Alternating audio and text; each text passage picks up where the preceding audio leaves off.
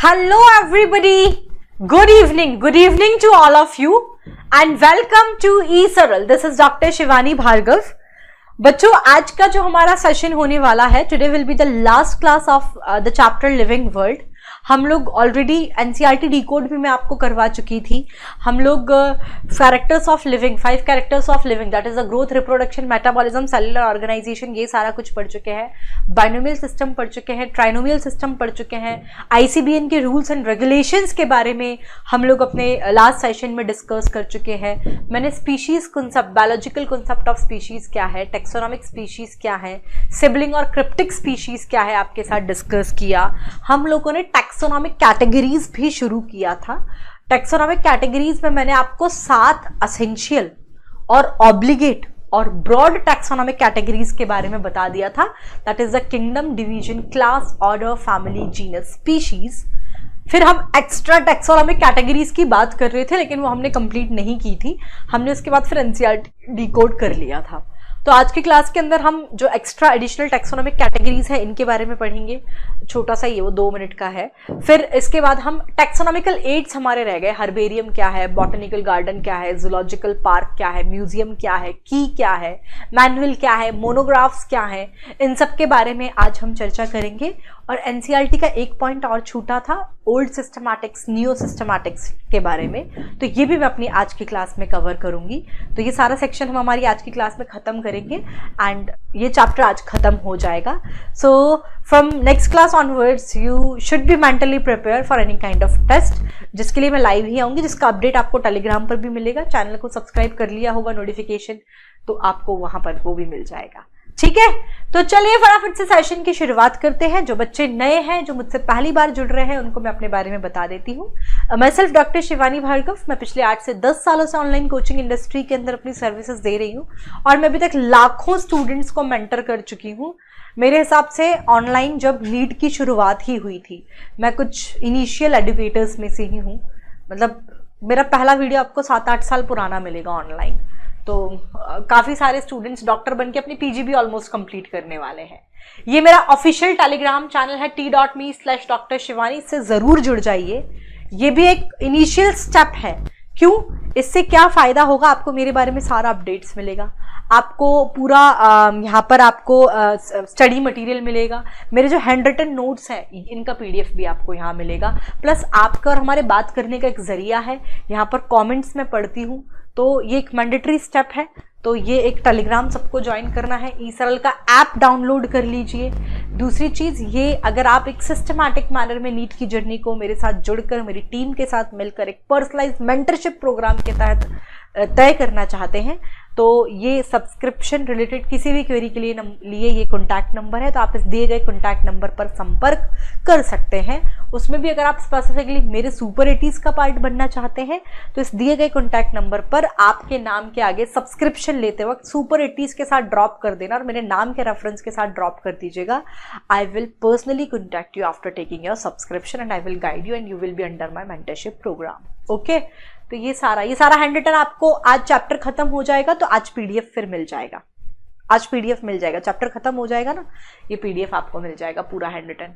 ये पूरा हम पढ़ चुके. सारी जब तुम्हारे सामने से स्लाइड जाती है तो भूली बिसरी यादें निकलती होंगी कि हाँ ये सब पढ़ा है हमने. ठीक है, ये टैक्सोनॉमिक स्पीशीज पढ़ा दिया, ये ब्रॉड और असेंशियल टैक्सोनॉमिक कैटेगरीज के बारे में मैंने आपको पढ़ा दिया.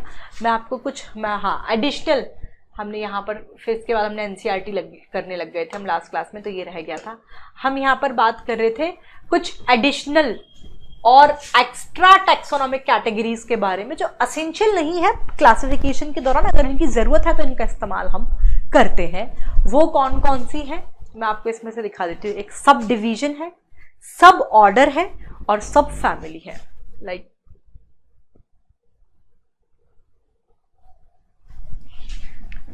सब डिवीजन है,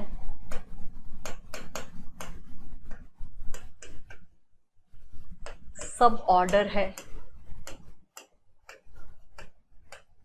और सब फैमिली है.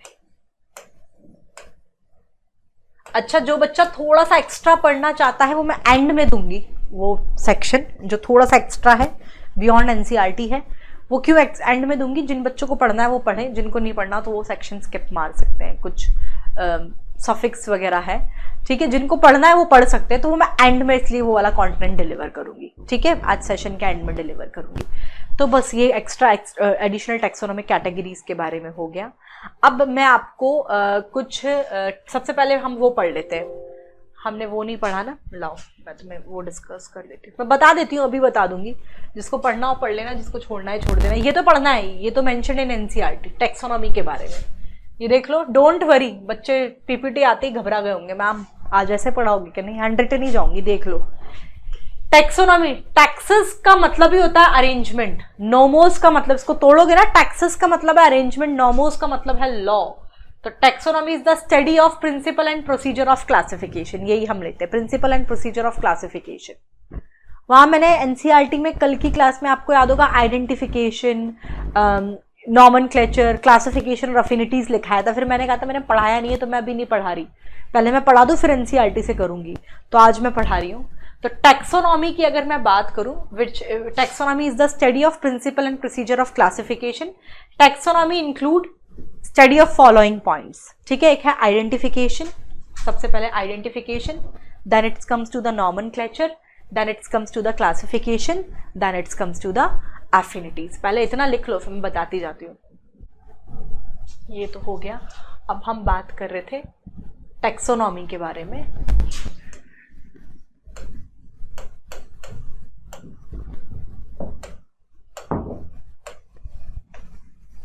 सबसे पहले तो यहां पर इसको 2 वर्ड से मिलके ही तो बनाइए। टैक्सेस का मतलब ही होता है अरेंजमेंट,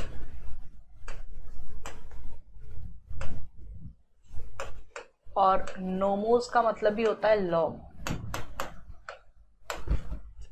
तो अगर मैं टैक्सोनॉमी की बात करूं तो it is the study of principle and procedure of classification.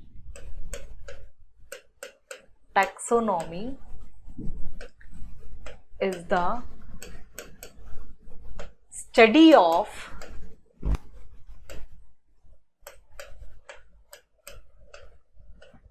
principle and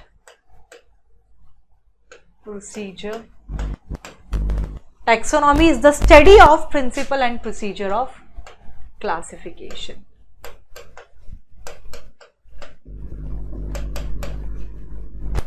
ठीक है, फिर इसमें हम पढ़ते हैं taxonomy includes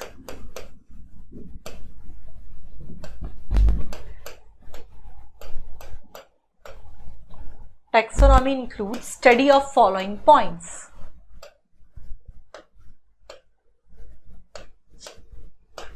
taxonomy includes study of following points, ठीक है। क्या क्या है बेटा इसमें? इसमें है आइडेंटिफिकेशन, सबसे पहला, मतलब पहचानोगे आप पहले तो उसे, फिर दूसरा स्टेप में आप उसका नामकरण संस्कार कर दोगे साइंटिफिक रूल्स एंड रेगुलेशंस के मुताबिक, नॉमेनक्लेचर। फिर उसे कन्वीनियंट कैटेगरी के अंदर प्लेस करोगे on the basis of similarities and dissimilarities, यानी कि क्लासिफिकेशन। फिर आता है affinities, that is the study of inter relationship among the living organism. लिखवाऊंगी ये सब भी डेफिनेशन, चिंता मत करो। एफिनिटीज, इन पॉइंट्स के बारे में हम पढ़ते हैं, इन सब के बारे में पढ़ेंगे कि किसका मतलब क्या है। बहुत आसान है, नाम से ही क्लियर हो गया, वैसे तो मैं बोलते लिखते वक्त ही मैंने आपको बता दिया, फिर भी देख लो एक बार। सबसे पहले आइडेंटिफिकेशन का दे रखा है कि आइडेंटिफिकेशन का मतलब क्या है। तो आपको पता है कि एक प्रोसेस है जिसके तहत, it is a process by which an organism is recognised, आप उसे पहचानेंगे, फ्रॉम अदर, आप उसे दूसरों से पहचानेंगे, बाय ऑलरेडी नोन ऑर्गेनिज्म, और उसे आप एक पर्टिकुलर टैक्सोनॉमिक ग्रुप के अंदर डाल देंगे। It is a process by which an organism is recognised from other by already known organism and assigned to a particular taxonomic group. इसे आपने कह दिया आइडेंटिफिकेशन। नॉमेनक्लेचर के अंदर आप उसका नामकरण संस्कार करेंगे according to the scientific rules and regulations के मुताबिक। लिख लो, पहले इन 2 का लिख लो। आइडेंटिफिकेशन में क्या होगा? सबसे पहला जो स्टेप था that is the identification.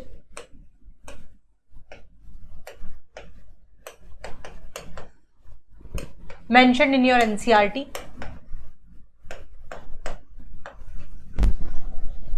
Identification में क्या होता है, आप उसे दूसरे से पहचानोगे, नाम से ही क्लियर है आइडेंटिफिकेशन. तो it is a process by which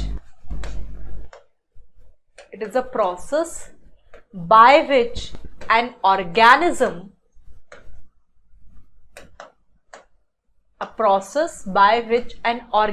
is recognized, आप उसे पहचानेंगे, by which an organism is recognized from the other.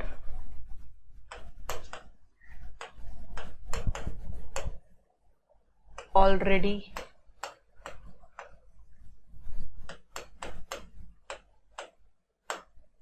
non-group of organism.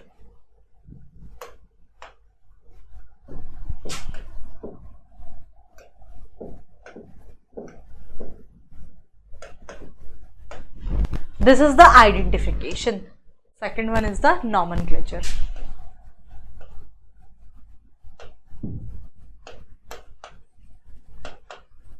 नाम से क्लियर है. नॉमेनक्लेचर यानी कि नामकरण संस्कार करोगे आप उसका.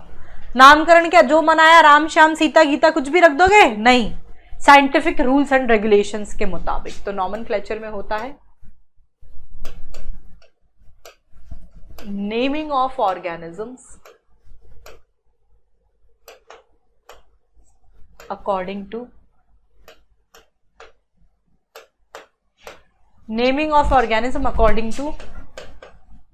scientific, according to international, लिखो international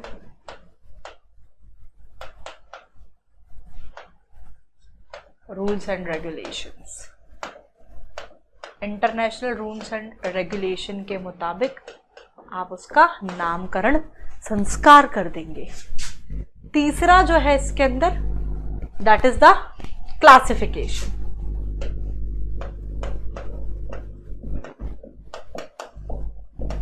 आप सिमिलैरिटीज और डिसिमिलैरिटीज के बेस पर ऑर्गेनिज्म को एक कन्वीनियंट कैटेगरी के अंदर असाइन कर दोगे. ये देखो, nomenclature, classification, a process by which organisms are grouped into the convenient category on the basis of easily observable character, और affinity is the study of interrelationship between the living organism. ठीक है, इसमें organism को एक convenient category के अंदर place कर दोगे कुछ इजीली ऑब्जर्वेबल कैरेक्टर्स के बेस पर. लिख लो डायरेक्टली तुम तो. ये classification, it is a process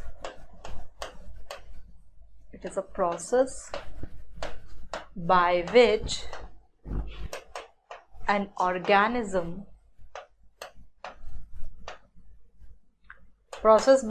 organism is assigned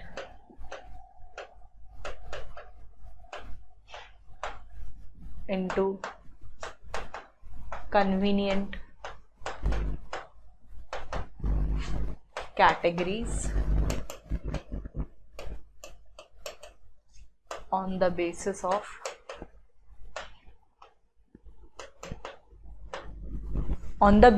some easily observable character. On the basis of some easily observable characters. Last but not the least, it is about the affinities. Affinity is the study of interrelationship among the living organism. Affinities क्या है? It is the study of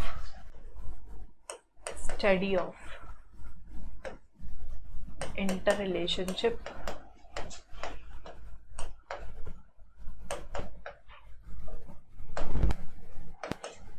among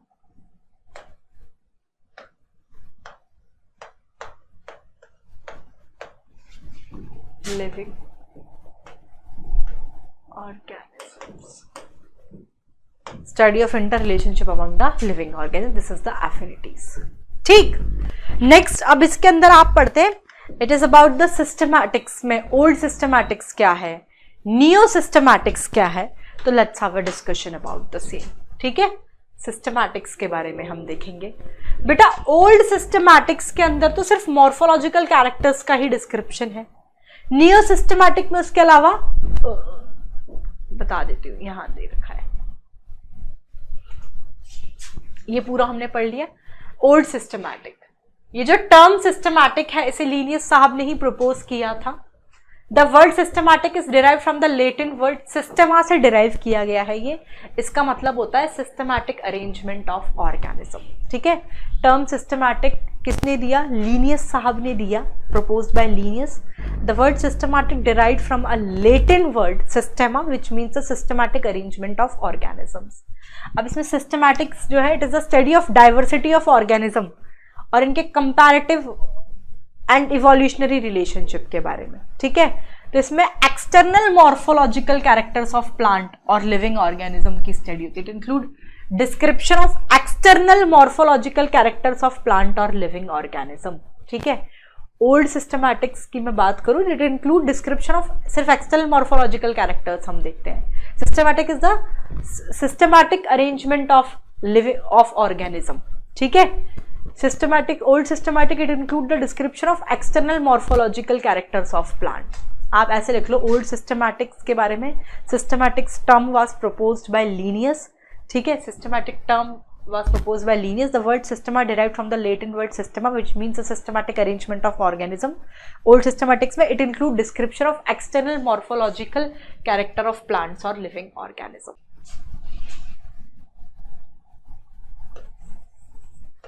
old systematics,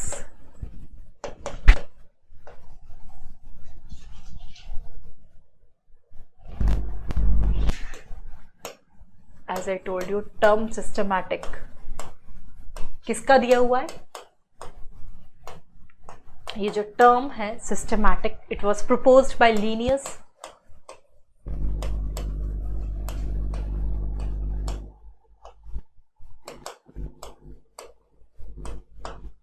ये जो word systematic है, the word systematics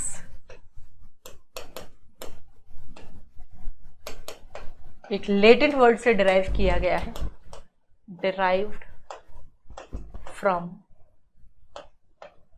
Latin word सिस्टेमा, जिसका मतलब होता है which means systematic arrangement, which means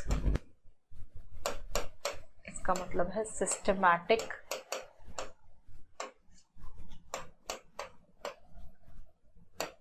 which means systematic arrangement of living organism, which means systematic arrangement of living organism। ये है old systematic। ठीक है, old systematic में it include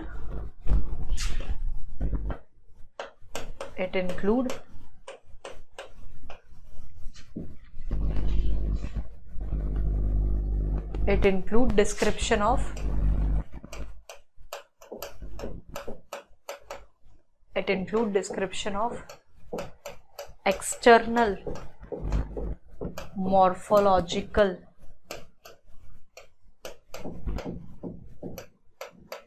characters।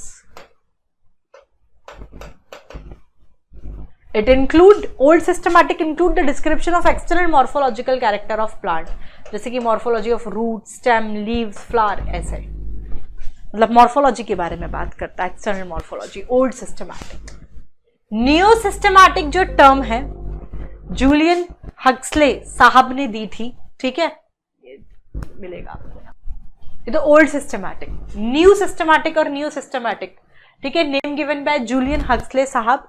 It include description of all the external structure, यानी कि external structure के साथ साथ along with the structure of cell का स्ट्रक्चर भी, उसका डेवलपमेंट प्रोसेस भी एंड इकोलॉजिकल इंफॉर्मेशन भी होती है इसमें। ठीक है, it include description of all the external structure along with the cell structure, development process and ecological information of organism, ये सब है।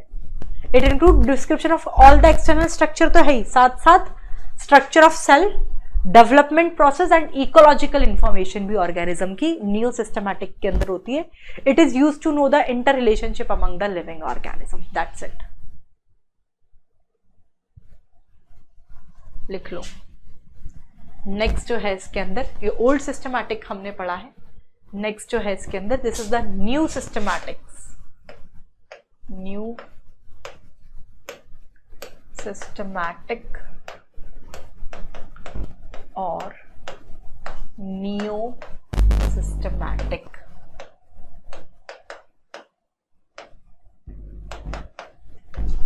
न्यू सिस्टमैटिक और नियो सिस्टमैटिक, ये जो नेम है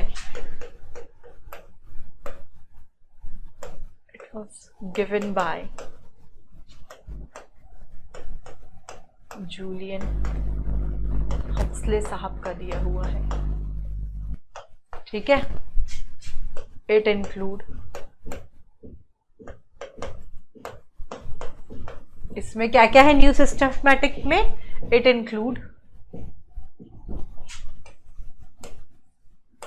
डिस्क्रिप्शन ऑफ, जितने भी एक्सटर्नल स्ट्रक्चर हैं वो तो है ही सही, ऑल एक्सटर्नल स्ट्रक्चर. उसके साथ साथ क्या और ऐड है? Along with structure of cell भी है, along with structure of cell, development process,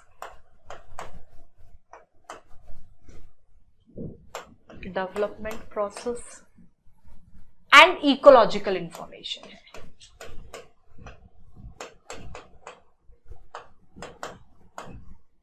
ये सब भी इसके अंदर होता है नियो सिस्टमैटिक के अंदर.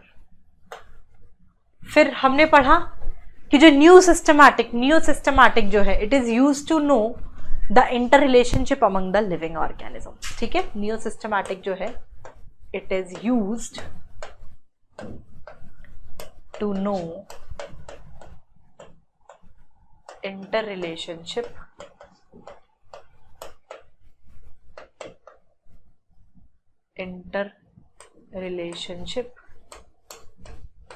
among living organism.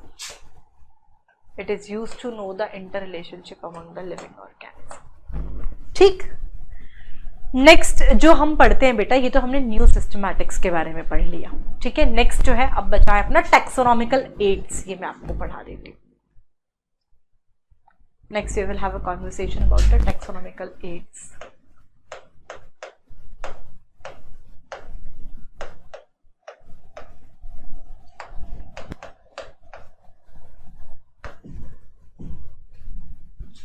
इसमें सबसे पहला हम पढ़ेंगे which is very important. Taxonomical aids ही पूरा बहुत इंपॉर्टेंट है. हर जगह से मैच द कॉलम से क्वेश्चन आ चुका है. इसमें हर एक पॉइंट से क्वेश्चन आ चुका है. बॉटनिकल गार्डन पर, जूलॉजिकल पार्क, म्यूजियम, की, कैटलॉग, कैटलॉग कह रही हूँ, मैनुअल, मोनोग्राफ, हर्बेरियम, हर जगह से क्वेश्चन आया. इंपॉर्टेंट है. सबसे पहले हर्बेरियम ही पढ़ रहे हैं.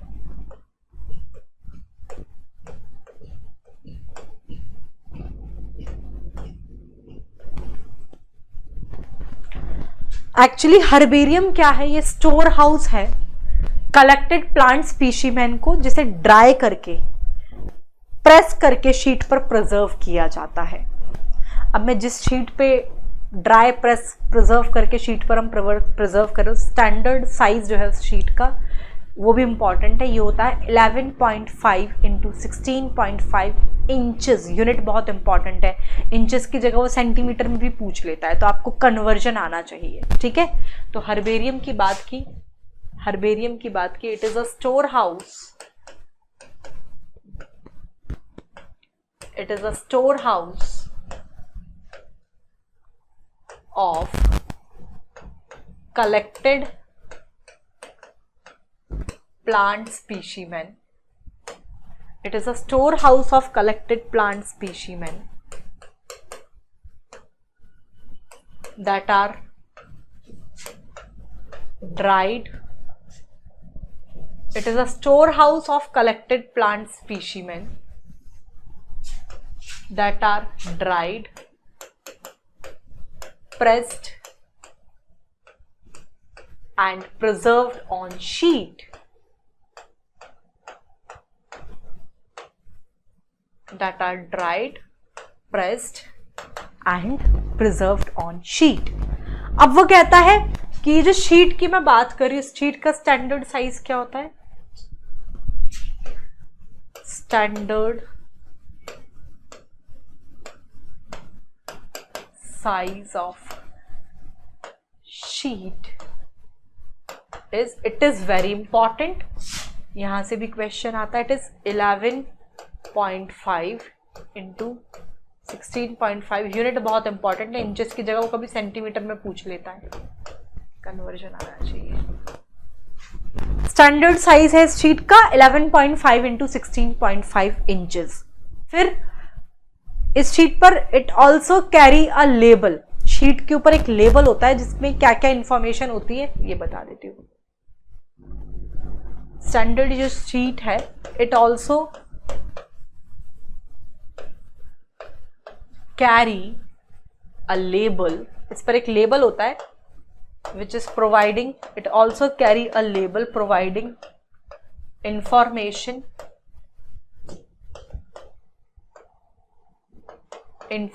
about, क्या क्या इंफॉर्मेशन होती है बेटा उस पे देखो. Providing information about date and place of collection,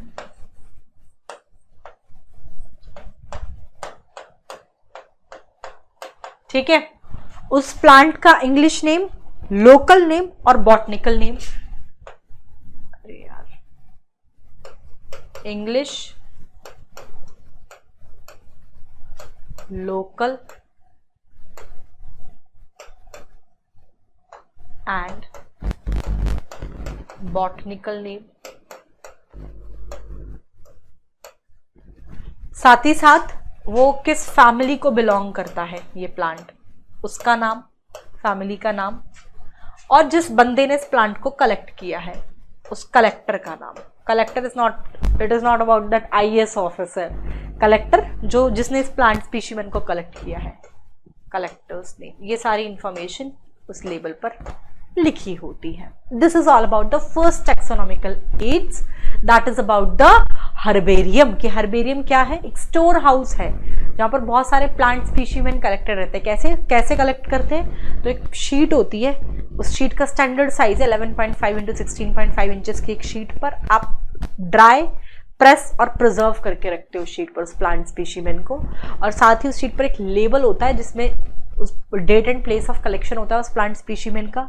उस प्लांट स्पीशीमेन का English name, local name, botanical name होता है, और जिस फैमिली को वो प्लांट बिलोंग करता है इसका नाम होता है, और जिस बंदे ने इसे कलेक्ट किया है उसका नाम होता है. This is about the herbarium.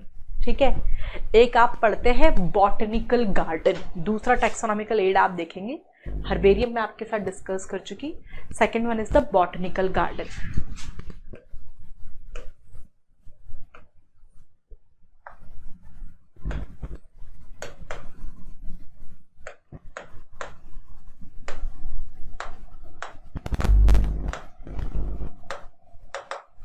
Botanical garden में क्या होता है बेटा? आपने किसी कोई बॉटनिकल गार्डन विजिट किया है कभी? बॉटनिकल गार्डन में आप उस प्लांट स्पीशीज को वहां पर ग्रो करते हैं फॉर द आइडेंटिफिकेशन पर्पस. ठीक है. प्लांट स्पीशीज आर ग्रोन, ये लिखा हुआ. और साथ ही साथ वहां पर ना, मैं आपको दिखा देती हूँ, एक सेकेंड दो मुझे.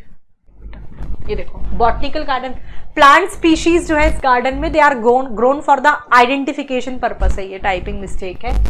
And each plant is labelled, और उस प्लांट का पे उसका वहां पर बॉटनिकल यानी कि साइंटिफिक नेम जो है और वो किस फैमिली को बिलोंग करता है ये लेबल्ड रहता है. ठीक है.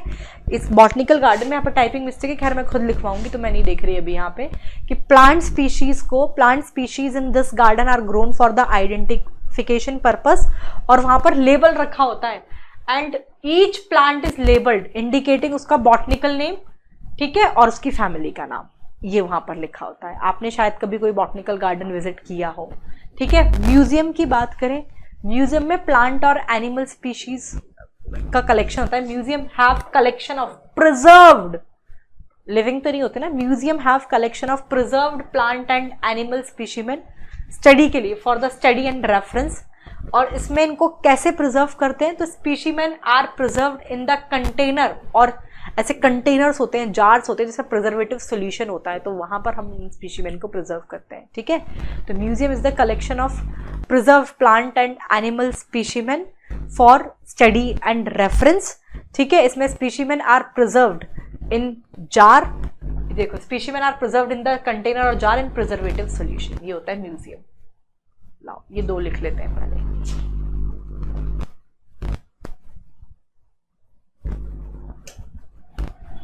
सबसे पहले बॉटनिकल गार्डन की मैं बात करूं तो plant species,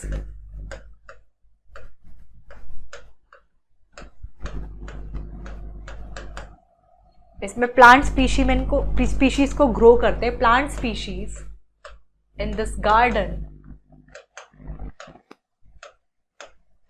plant species in this garden are grown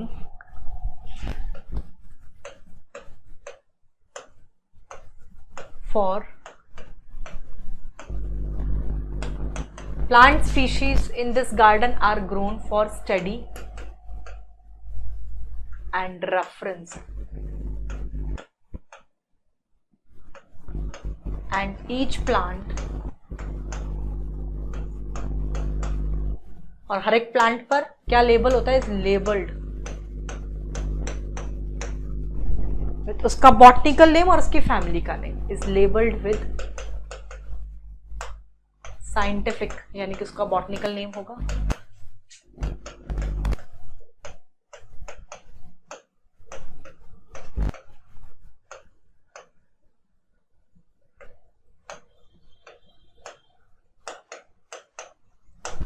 ठीक, ये होता है बॉटनिकल गार्डन में।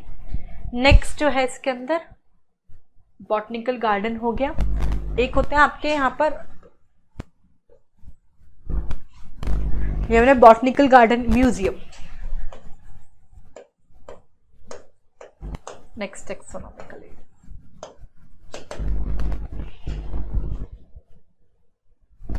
ठीक है, इट इज द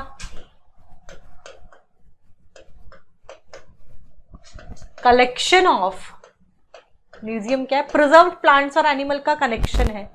अरे यार मैंने ये सॉरी बच्चों, sorry, plant species in this garden are grown for identification purpose, मैं सही लिख रही थी, मैंने पता नहीं क्यों स्टडी एंड रेफरेंस में म्यूजियम समझ के लिख दिया। I am so sorry for this, ये लिख लो, plant species in this garden are grown for identification purpose.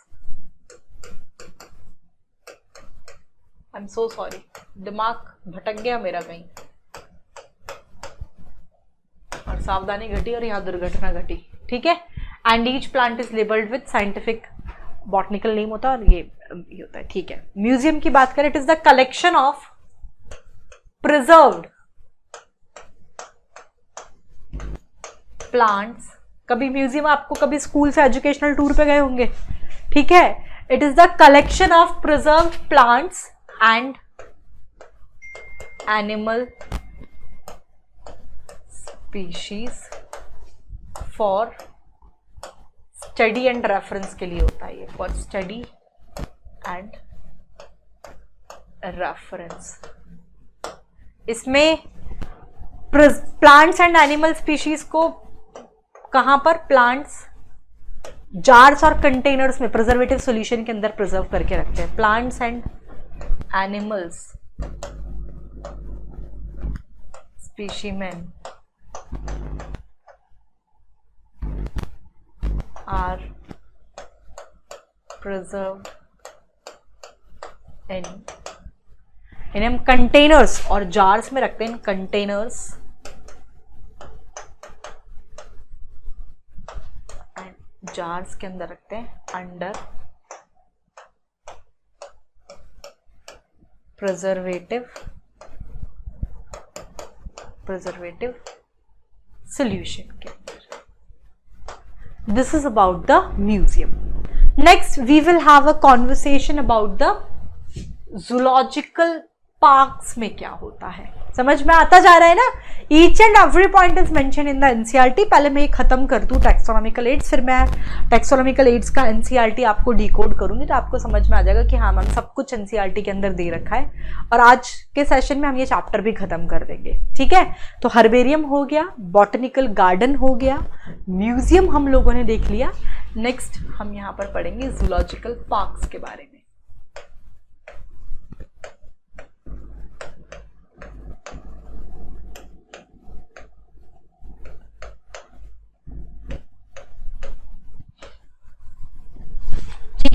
Next हम लोग देखेंगे जूलॉजिकल पार्क्स के बारे में। तो जूलॉजिकल पार्क्स के बारे में हम बात करें तो हमने बात की कि ये जूलॉजिकल पार्क्स ऐसी जगह है जहां पर आप वाइल्ड एनिमल्स को under protected environment, under the human care आप रखते हैं, जिससे कि हम उनके फूड हैबिट के बारे में, उनके बिहेवियर के बारे में स्टडी कर सकें, ठीक है? तो जूलॉजिकल पार्क्स जो है, these are the places, zoological parks की मैं बात करूं तो ये ऐसी जगह है, दीज आर द प्लेसेस जहां पर आप वाइल्ड एनिमल्स को प्रोटेक्टेड एनवायरनमेंट में अंडर ह्यूमन केयर रखा जाता है। These are the places where wild animals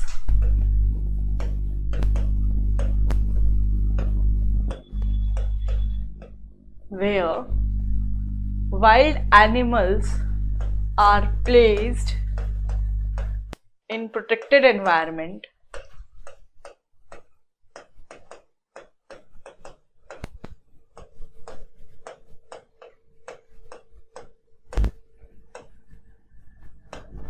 where wild animals are placed in protected environment under human care.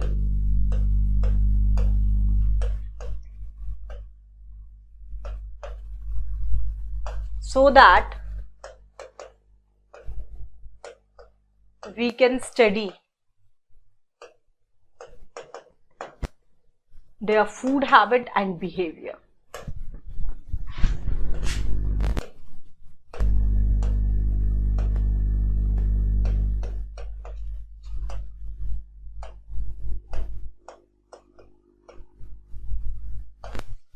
ये है बच्चों जूलॉजिकल पार्क्स के बारे में, ठीक है?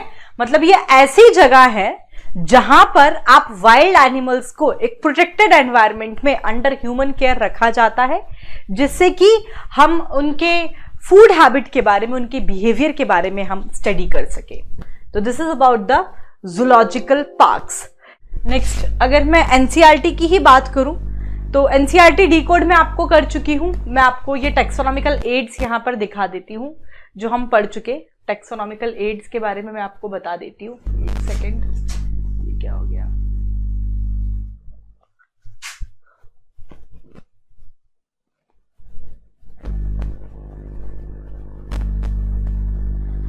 टैक्सोनॉमिकल एड्स जो हमने पढ़ी, हमने फिलहाल हर्बेरियम के बारे में पढ़ा। देख लीजिए आप एनसीईआरटी हर्बेरियम के बारे में क्या कहती है। एनसीईआरटी में हर्बेरियम के बारे में दे रखा है कि हर्बेरियम की मैं बात करूं तो हमने बात की थी, it is a store house of collected plant specimen, जहां पर आप प्लांट स्पीशीमेन को ड्राई करके, प्रेस करके, शीट पर प्रिजर्व करके रखते हैं। हमने बात की थी शीट का स्टैंडर्ड साइज 11.5 इंटू 16.5 इंचेस होना चाहिए। फिर हमने बात की थी उस शीट पर एक लेबल होता है जहां पर date and place of collection, उस प्लांट का इंग्लिश नेम, लोकल नेम, उसका बॉटनिकल नेम, वो किस फैमिली को बिलोंग करता है, और जिसने भी उसे कलेक्ट किया है यानी कि कलेक्टर का नाम जो है ये उस पर लेबल रहता है। तो देखो हर्बेरियम के बारे में एनसीईआरटी लिखता है, herbarium is a store house, herbarium is a store house of collected plant specimen that are dried, pressed and preserved on sheet. फिर इन शीट्स को आप अरेंज, ये आप देख सकते हैं डायग्रामेटिक रिप्रेजेंटेशन, ऐसे एक स्टोर हाउस है जहां पर ये बहुत सारी हर्बेरियम शीट्स हैं। ये शीट देखो, इस पर एक प्लांट स्पीशीमेन को ड्राई करके प्रिजर्व किया हुआ है, प्रेस किया हुआ है शीट पर, तो इसको ही आप हर्बेरियम बोलते हैं, ठीक है? अब इसमें आगे दे रखा है कि ये जो स्पीशीमेन है along with the description on herbarium sheet, क्या क्या डिस्क्रिप्शन होता है? तो हर्बेरियम शीट पर एक लेबल होता है which providing an information about the, as I already explained you, it told you about the date and the place of collection, ठीक है? Date and place of collection है, उसका इंग्लिश नेम है, local name है, botanical name है, ठीक है, English name है, लोकल नेम है, बॉटनिकल नेम है, उसकी फैमिली का नेम है, और जिसने उसे कलेक्ट किया है कलेक्टर का नेम वहां पर होता है। तो ये सब ऑलरेडी गिवन है। बॉटनिकल गार्डन्स के बारे में हमने देखा, तो बॉटनिकल गार्डन्स के बारे में बता रखे कि भाई स्पेशलाइज्ड गार्डन है जहां पर आप प्लांट्स को for the study and reference purpose, ही देखो, this specialized garden have collection of living plants for reference, ठीक है। इस गार्डन में प्लांट स्पीशीमेन को ग्रो किया जाता है फॉर द आइडेंटिफिकेशन पर्पस, और उस प्लांट पे क्या लेबल रहता है, उसका साइंटिफिक नेम लिखा होता है, और वो किस फैमिली को बिलोंग करता है ये लिखा होता है। ये जरा दे रखा है तो ये याद रख लेना, एनसीईआरटी ने दे रखा है ये यहां पर दे रखा है कि एक फेमस बॉटनिकल गार्डन क्यों इंग्लैंड के अंदर है, इंडियन बॉटनिकल गार्डन हौरा के अंदर है, and national botanical research institute Lucknow India के अंदर भी है। ये कुछ बॉटनिकल गार्डन्स के नाम दे रखे हैं, ठीक है। Next we will have a conversation regarding to the museum. Museum के बारे में दे रखा है, इसमें preserve plant and animal species को रखा जाता है, जिन्हें आप कंटेनर्स में और जार्स में अंडर प्रिजर्वेटिव सॉल्यूशन प्रिजर्व करके रखते हैं। ये देखो, museums have, as I already told you, museums have collection of preserved plant and animal specimen for the study and reference. इसमें स्पीशीमेन को आप जार्स और प्रिजर्वेटिव सॉल्यूशन के अंदर प्रिजर्व करके रखते हैं, ठीक है। इंसेक्ट को भी प्रिजर्व करके रखते हैं, ये सारा कुछ इसके अंदर दे रखा है, ठीक है। एनिमल के स्केलेटल वगैरह है जो, ठीक है। जूलॉजिकल पार्क्स के बारे में अभी जस्ट हमने डिस्कस किया कि ये ऐसी जगह है जहां पर आप वाइल्ड एनिमल्स को प्रोटेक्टेड एनवायरनमेंट में अंडर ह्यूमन केयर रखते हैं, जिससे कि हम उनके फूड हैबिट के बारे में, उनके बिहेवियर को देख सके, ठीक है। तो ये दे रखा है जू के अंदर एनिमल्स को जो रखा जाता है, तो जैसा नेचुरल हैबिटेट में जो एनवायरनमेंट है वो हर एक पॉसिबल एनवायरनमेंट देने की कोशिश करते हैं। आप लोगों ने भी कभी ना कभी कोई ना कोई जू जरूर विजिट किया होगा, ठीक है। तो ये दे रखा है। नेक्स्ट टैक्सोनॉमिकल एड्स जो हम पढ़ रहे हैं उसके अंदर we have a conversation regarding to the key के बारे में, ठीक है। एनसीईआरटी से ही देख लो, फिर मैं अपने नोट्स में नोट आउट करवा दूंगी आपको। ये इतना तक तो मैं पढ़ा चुकी, जो मैंने एनसीईआरटी भी डिकोड कर दिया है। की के बारे में देख रखा है, ये भी एक अलग टैक्सोनॉमिकल एड है। It is used for the identification of plants and animals. Plants and animals के आइडेंटिफिकेशन के लिए से काम में लिया जाता है। ये आइडेंटिफिकेशन हम करते हैं based on the similarities and dissimilarities. Actually की जो है ये कॉन्ट्रास्टिंग ट्रेट के ऊपर बेस्ड है। The key are based on the contrasting character, जो कि जनरली पेयर में होते हैं, जिसे हम कहते हैं कपलेट, ठीक है। तो एक्चुअली दो अपोजिट ऑप्शन होते हैं, उसमें आपको एक को चूज करना होता है, एक को हम रिजेक्ट कर देते हैं, ठीक है। ये भी एक इंपॉर्टेंट है, हर एक स्टेटमेंट जो होता है की के अंदर उसे आप लीड कहते हैं, ठीक। Key is another taxonomic category which is used for the identification of plant and animals based on the similarities and dissimilarities. फिर हमने बताया की are based on the contrasting character. Key जो है जनरली कॉन्ट्रास्टिंग कैरेक्टर्स के ऊपर based है। The key are based on the contrasting character. ये कॉन्ट्रास्टिंग कैरेक्टर जनरली पेयर में होते हैं। Key are based on the contrasting character generally in a pair, जिसे हम कहते हैं कपलेट, और हर स्टेटमेंट जो है की का it is called a lead. ये पॉइंट आप और लिख लो।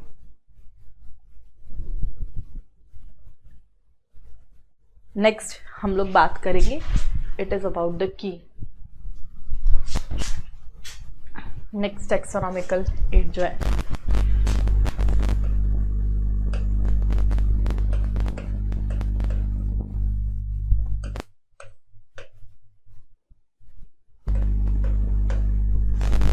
एज आई टोल्ड यू, की के बारे में एनसीईआरटी में क्या क्या इंपॉर्टेंट सेक्शन देखा, तो की एक अनदर टैक्सोनॉमिकल एड है। लिख लो आप अपने नोट्स में, की इज अनदर टैक्सोनॉमिकल एड। की एक अनदर टैक्सोनॉमिकल एड है which is used, key is another taxonomical aid which is used for the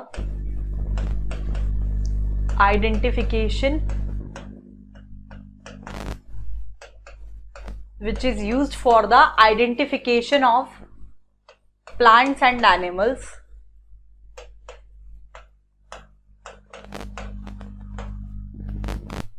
based on the similarities and dissimilarities. Based on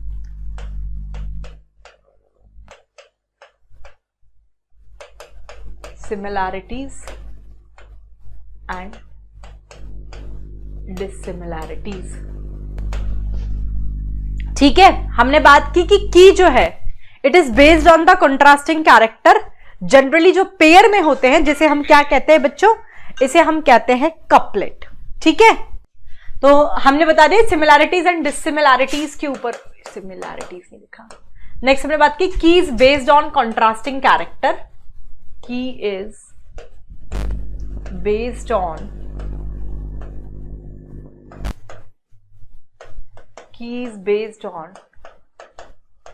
contrasting character.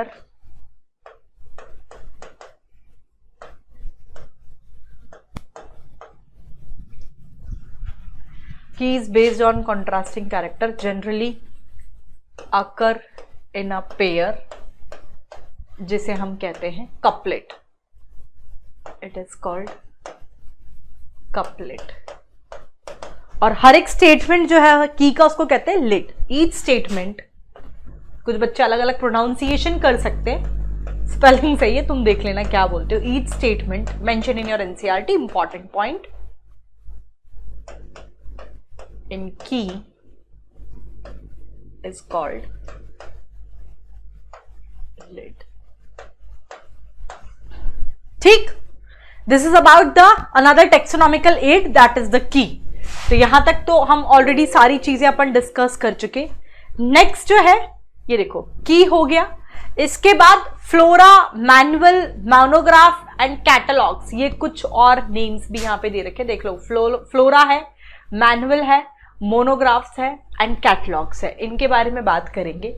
ठीक है, flora और fauna आता है. Flora के अंदर तो प्लांट्स के बारे में सारा इंफॉर्मेशन होगा इस पर्टिकुलर एरिया का, और फौना में एनिमल्स का डिस्क्रिप्शन होता है. ठीक है, तो देखो, flora contain the actual account of habitat and distribution of plant of a given area. और फोना के अंदर this is the actual account of habitat and distribution of animal of a given area. Flora की बात करें, it is the actual account of habitat and distribution of plants of a given area. ठीक है, अब उसके बाद हम बात करेंगे मैनुअल्स के बारे में. फ्लोरा और फौना का भी लिख लो. फोना इसमें नहीं दे रखा बट आ जाता है और इजी भी है. Flora is related to the plants, fauna is related to the animal, यानी कि actual account of habitat and distribution of animals of a given area. लिख लो.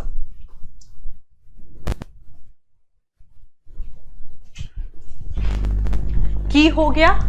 नेक्स्ट जो है it is the flora.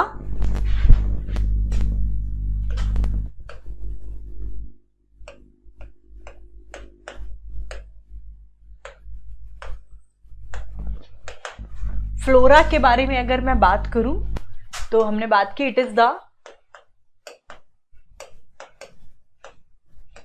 Actual account, it is the actual account of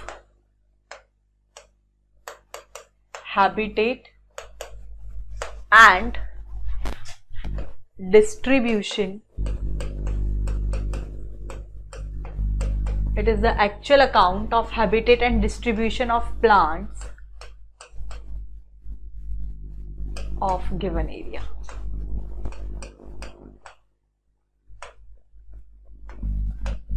ठीक है, next हम बात करेंगे फौना के बारे में.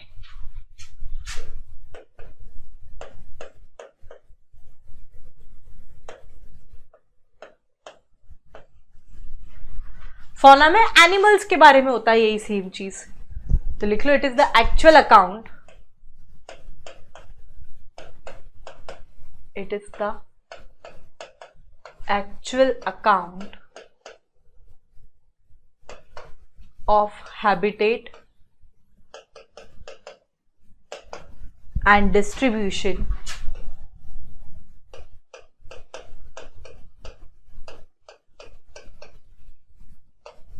of animals of given area. This is the fauna. Flora fauna दोनों हम देख चुके। फौना जरूर एनसीईआरटी में नहीं दे रखा, बट आ जाता है बेटा, तो ये पता होना चाहिए। फ्लोरा हो गया तो फौना आप आराम से कर लेंगे। नेक्स्ट मैनुअल के बारे में, मोनोग्राफ क्या है ये हम डिस्कस करेंगे। तो देखिए क्या होता है, एनसीईआरटी क्या कहती है। एनसीईआरटी है ये, पीडीएफ आप देख ही सकते हैं, तो मैं एनसीईआरटी रीड कर रही हूं, तो आप देखना। मैनुअल के बारे में दे रखा है कि मैनुअल जो है, they are useful in providing information. Manual are useful in providing information for identification of name of species which is found in an area. ठीक है, मतलब किसी भी स्पीशीज का नाम का आइडेंटिफिकेशन जो उस एरिया में पाया जाता है, उसको इसके लिए इंफॉर्मेशन ये मैनुअल्स प्रोवाइड करते हैं। ठीक है, मैनुअल के बारे में बात की। Manuals are useful in providing information for identification of name of species which is found in an area. Manual are useful in providing information for identification of name of species which is found in an area. Monograph के अंदर it contain information on, किसी भी एक taxon के बारे में एक information जो है आपको मोनोग्राफ में मिल जाती है। ठीक है, monograph providing information on any one taxon. Manual are useful in providing information for identification of name of species which is found in an area. लिख लो।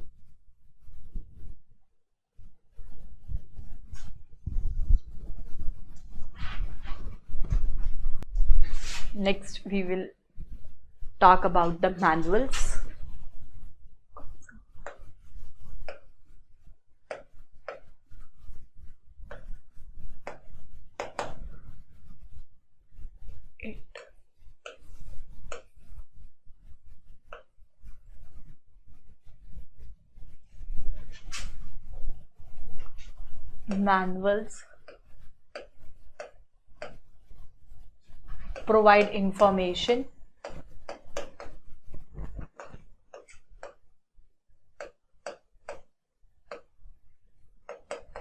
Manuals provide information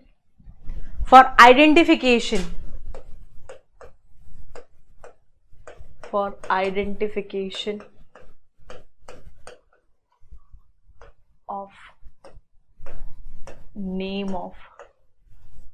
Manual provide information for identification of name of any species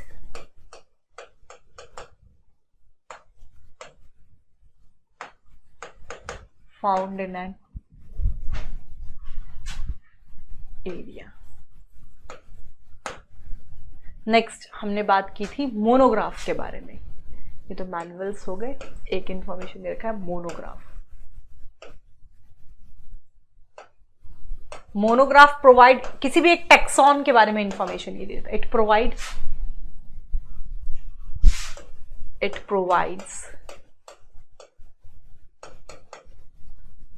It provides information on any one taxon. It provides information on any one taxon. I think it is clear to everybody who are present in the class. This is all about the taxonomical aids. ये सारा कुछ मैं आपके साथ discuss कर चुकी।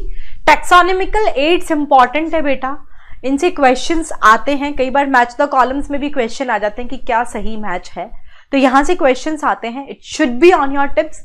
Herbarium के बारे में दे दिया कि भाई ये क्या है, तो हर्बेरियम शीट के बारे में हम पढ़ते हैं कि भाई कुछ भी नहीं, शीट का एक, आपने अभी मैंने एनसीईआरटी के डायग्राम में भी दिखाया, एक स्टोर हाउस है कलेक्टेड प्लांट स्पीशीमेन का मतलब जहां पर हम प्लांट स्पीशी को कैसे करते हैं, आप एक शीट लेते हैं, हर्बेरियम शीट, उस पर प्लांट स्पीशीमेन को पहले सुखाते हैं, फिर प्रेस करके प्रिजर्व करते हैं।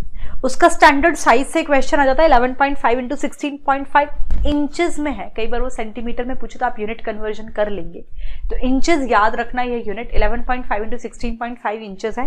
फिर इस पर क्या क्या इन्फॉर्मेशन होता है ये भी आ गया कि date and place of collection होता है, उस पर्टिकुलर प्लांट का इंग्लिश, लोकल और बॉटनिकल नेम होता है। मैंने गेम लिख रखा है, very good. English, local and botanical name होता है, उस फैमिली का नेम होता है, और जिस बंदे ने उस प्लांट स्पीशीमेन को कलेक्ट किया है उस कलेक्टर का नेम वहां पर होता है। बॉटनिकल गार्डन के बारे में हमने बात कर ली कि यहाँ पर हम प्लांट स्पीशीमेन को उस गार्डन में आइडेंटिफिकेशन पर्पस के लिए ग्रो करते हैं, और जो भी प्लांट होगा वहां पर आपने अगर विजिट किया हो तो देखा हो कि एक लेबल लगा होता है वहां प्लांट पर, उसमें उस प्लांट का बॉटनिकल नेम यानी कि उसका साइंटिफिक नेम और किस फैमिली को बिलोंग करता है ये लेबल लगा हुआ होता है। म्यूजियम की बात करें, आपने म्यूजियम भी कभी ना कभी स्कूल से ही या फिर आप कभी विजिट किया ही होगा आप लोगों ने। वहां पर कलेक्टेड प्लांट और स्पीशीमेन को प्रिजर्व किया जाता है जार्स और कंटेनर्स के अंदर, ठीक है। It is the collection of preserve plant and animal species, study और रेफरेंस के लिए ही होता है ये। इसे प्लांट और एनिमल स्पीशीज को आप जार्स के अंदर प्रिजर्वेटिव सॉल्यूशन के अंदर प्रिजर्व करके रखते हैं। जू भी आपने कभी ना कभी विजिट किया ही होगा। जूलॉजिकल पार्क्स की हम बात करें, वहां पर एनिमल्स को एक प्रोटेक्टेड एनवायरनमेंट में अंडर ह्यूमन केयर रखा जाता है, जिससे कि हम उसके फूड हैबिट के बारे में, उनके बिहेवियर के बारे में स्टडी कर सकें। की के बारे में हमने बात कर ली कि ये आपके प्लांट्स और एनिमल्स के आइडेंटिफिकेशन के लिए है based on the similarities and dissimilarities. फिर कपलेट क्या है और लेड क्या है ये आपको पता होना चाहिए, ठीक है, लेड के बारे में और कपलेट के बारे में। फ्लोरा तो प्लांट्स के डिस्ट्रीब्यूशन और उसका, फोना में एनिमल्स का हम स्टडी करते हैं। मैनुअल में it provide information for the identification of name of any species जो उस पर्टिकुलर एरिया में प्रेजेंट है। और मोनोग्राफ किसी भी एक टेक्सॉन के बारे में आपको इंफॉर्मेशन प्रोवाइड करता है। तो ये सारे के सारे टेक्सोनॉमिकल एड्स जो हैं ये मैं अपने आज के सेशन में करवा चुकी हूं। तो यहां तक का आप एनसीईआरटी भी कर लिया, बस एनसीईआरटी के अंदर इतना ही दे रखा है बेटा। You can see I am just, ये देखो ये पूरा एनसीईआरटी के अंदर यहां तक ही दे रखा है जो हम डिस्कस कर चुके। ये पूरा मैं आपके साथ डिस्कस कर चुकी हूँ। ये पूरा बॉटनिकल गार्डन, म्यूजियम पूरा हो गया, जूलॉजिकल पार्क हो गया, की हो गया, फिर ये फ्लोरा, मैनुअल, मोनोग्राफ, ये सारा मैं आपके साथ डिस्कस कर चुकी, ठीक है। ये सारा हम डिस्कस कर चुके, हर्बेरियम वगैरह। ये वाला organism with their taxonomic categories मैंने आपको शायद लास्ट सेशन में भी बोला था, तो आप देख लेना। इसमें मैन का, हाउस फ्लाई का, मैंगो का, वीट का, ये पूरा टैक्सोनॉमिक कैटेगरीज की कौन, इसका बायोलॉजिकल नेम क्या है, ठीक है।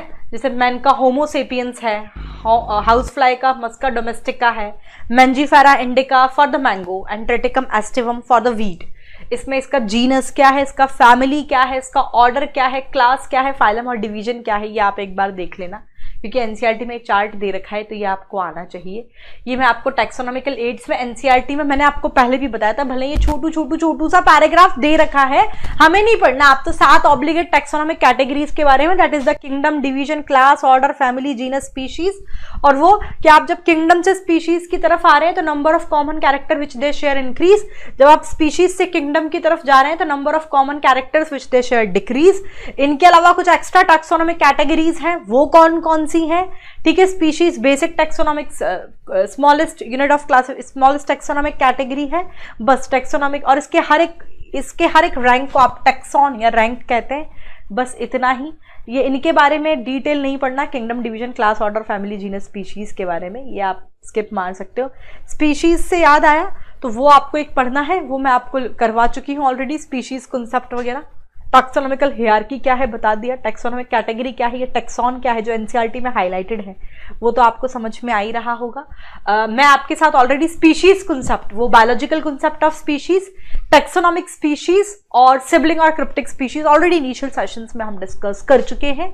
फिर इसमें ये सिस्टमैटिक्स वाला मैंने उस टाइम छुड़वा दिया था, सिस्टमैटिक्स, नियो सिस्टमैटिक्स के बारे में, जो ऑलरेडी हम डिस्कस कर चुके हैं। अब तो ये आप इसमें से एक बार न्यूज़पेपर रीडिंग लगा लेना तो आपका ये हो जाएगा, या आईसीबीएन के rules and regulations, binomial nomenclature, ये तो मैं पूरा आपको डिकोड एनसीईआरटी कर ही चुकी हूँ। तो इस पर्टिकुलर चैप्टर का इस तरीके से अगर हम देखें तो इस पर्टिकुलर चैप्टर का मैंने पूरा का पूरा एनसीईआरटी बेटा आपको डिकोड कर दिया है, पूरा का पूरा एनसीईआरटी हम लोग पढ़ चुके हैं। मैं अपने नोट्स आपको पूरा हैंड रिटन दे चुकी हूं। तो आज ये चैप्टर यहां पर खत्म हो गया है। Be ready for the question practice session of this particular chapter. कभी भी सरप्राइजिंगली आपको मैं लाइव आके यहाँ पर करवा दूंगी, लाइव ही आएगा उसके लिए। नेक्स्ट चैप्टर मैं cell the unit of life भी शुरू कर रही हूँ, उसका भी, क्योंकि सेल बेसिक चैप्टर्स है, बेसिक है, ये आपको आना चाहिए। तो साइमल्टेनियस आपको ये भी वीडियोस मिलेंगे, और बायोलॉजिकल क्लासिफिकेशन, क्योंकि लिविंग वर्ल्ड हमने शुरू कर दिया तो ऑब्वियसली सी बात है, वो भी जाना चाहिए। तो बायोलॉजिकल क्लासिफिकेशन भी कॉन्टिन्यूशन में मिल जाएगा। Cell the unit of life के वीडियोस भी आपको मिलने शुरू हो जाएंगे। तो ये सारा कुछ मैं यहाँ पर, अब बस आपको ये चैप्टर पूरा रीड आउट कर लेना है अच्छे से। जब मैं पूरा प्लांट किंगडम, प्लांट डाइवर्सिटी खत्म कर दूंगी, that is that living world, जो ऑलरेडी आज हम कर चुके हैं, biological classification and plant kingdom, फिर मैं इनके माइंड मैप्स और शॉर्ट नोट्स आप पूरा पढ़ लोगे, आप इनके टेस्ट दे लोगे। उसके बाद मैं खुद आपको यहाँ पर इसके माइंड मैप और शॉर्ट नोट्स कैसे बनेंगे, ये मैं खुद आपको क्लास में करवाऊंगी हर एक चीज, ठीक है। तो मेरे हिसाब से इससे बेहतर तरीके से हम इसको नहीं पढ़ सकते हैं। और ऐसे ही मैं अपने सारे टॉपिक्स कवर करूंगी। एनसीईआरटी बिल्कुल आपको क्लास में डिकोडेड मिलेगी। तो अभी के लिए बस इतना ही। आज ये चैप्टर खत्म हो गया है। Cell the unit of life के वीडियोस ही आपको कंटिन्यूएशन में देखने को मिलेंगे। So thank you so much guys for watching this video. Please hit the like button if you really like this video and share the link as much as you can. ये पूरा अच्छे से पढ़कर बैठना। सरप्राइज टेस्ट तुम्हारा कभी भी announce हो जाएगा कि भाई नेक्स्ट डे टेस्ट है, तो तुम उसके लिए प्रिपेयर रहना है। एनसीईआरटी पढ़ा चुकी, तो मेरे हिसाब से अब कोई इसको तुम्हें पढ़ने की जरूरत नहीं है। तुमने देख लिया होगा कि मैम ने जो पढ़ाया एज इट इज पूरा एनसीईआरटी मैंने फॉलो कर दिया है, ठीक है। तो ओके, बाय बाय, मिलते हैं नेक्स्ट सेशन में। जिसने भी चैनल को नहीं सब्सक्राइब किया है वो चैनल को जरूर सब्सक्राइब कर ले, बेल आइकन हिट कर दे, जिससे कि कोई भी नोटिफिकेशन आपका मिस ना हो। ये जो मेरे पूरा हैंड रिटन नोट्स है, जिसने कुछ वीडियोस छोड़े हैं तो आप please go for the recorded videos, ठीक है, रिकॉर्डिंग्स पे चले जाओ। ये पूरा मेरा हैंड रिटन नोट्स, वैसे तो मैं चाहती हूँ कि मेरे बच्चों ने ये बनाए हों, ठीक है, ये मेरे बच्चों ने बनाए हों। आप ये देखो, ये पूरा डे 1 से जितना भी मैंने तुम्हें पढ़ाया है ना, ये पूरा मैंने दे रखा है। वैसे तो मैं चाहती हूँ तुमने ये बनाए हो, और बनाने ही है तुम्हें क्लास में ही, बट फिर भी इसका पीडीएफ जो है मैं मेरे इस टेलीग्राम चैनल पे t.me/Dr. शिवानी पर आज ही आपको अपलोड करवा दूंगी। आज ये चैप्टर खत्म हो गया, आज आपको इसका पूरा का पूरा चैप्टर का एंड पीडीएफ मिल जाएगा। और मैं ऐसे रेगुलर नहीं करूंगी, चैप्टर खत्म होने पर ही हैंड रिटन नोट्स का पीडीएफ एक साथ दिया करूंगी, ठीक है। तो हैंड रिटन का पीडीएफ यहाँ मिल जाएगा, स्टडी मटेरियल आपको यहाँ मिलता है। टेलीग्राम जिसने नहीं ज्वाइन किया वो करना ही करना है। प्लस ये कॉन्टैक्ट नंबर है सब्सक्रिप्शन रिलेटेड क्वेरीज के लिए। ई-सरल पर 4 layer doubt solving, 4 layer mentorship programme है, बहुत ही जबरदस्त सिस्टम है। और अभी इस बार का रिजल्ट्स आपको सब वो सिस्टम की जो मतलब बुनियाद जो है ना इसकी, वो आपको सब कुछ पता लग जाएगा। तो कुल मिला के आप किसी भी सब्सक्रिप्शन रिलेटेड क्वेरी के लिए, अगर आप नीट 2023-24 के लिए एक लॉन्ग रन में ई-सरल के प्लेटफॉर्म पर जुड़कर हमारी पर्सनल मेंटरशिप में अपनी नीट की जर्नी को तय करना चाहते हैं, तो आप इस दिए गए कॉन्टैक्ट नंबर पे संपर्क कर सकते हैं। इसमें भी स्पेसिफिकली मेरे सुपर 80s का पार्ट बनने के लिए सब्सक्रिप्शन लेते वक्त इस कॉन्टैक्ट नंबर पे आपके नाम के आगे सुपर 80s लिख के मेरे नाम के साथ ड्रॉप कर देना। After taking your subscription I will personally contact you. Okay, thank you, see you tomorrow in the next class, bye bye.